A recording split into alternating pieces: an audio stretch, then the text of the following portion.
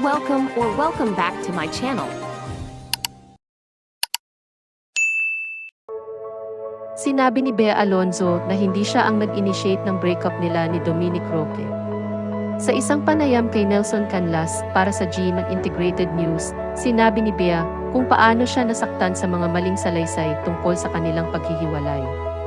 Pagkatapos ay tinuldukan ng actress tungkol sa kanilang paghihiwalay. Hindi ako ang nakipag-break. Saad niya.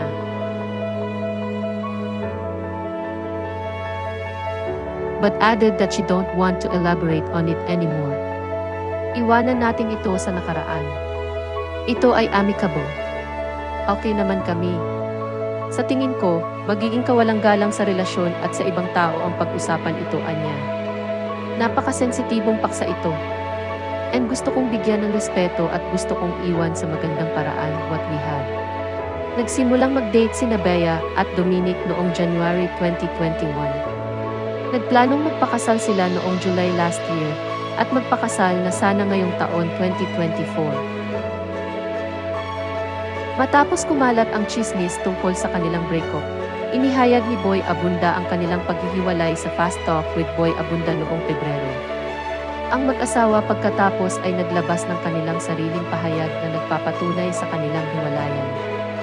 Samantala, sa bagong balita ni Ogie Diaz sa kanyang Ogie Diaz blog na sinabi nito na tila mong may bagong manliligaw si Bea or love life itong si Bea Alonzo na hindi naman pinangalanan ni Ogie Diaz. Pero ayon sa kanyang source ay kilala ang bagong manliligaw nito.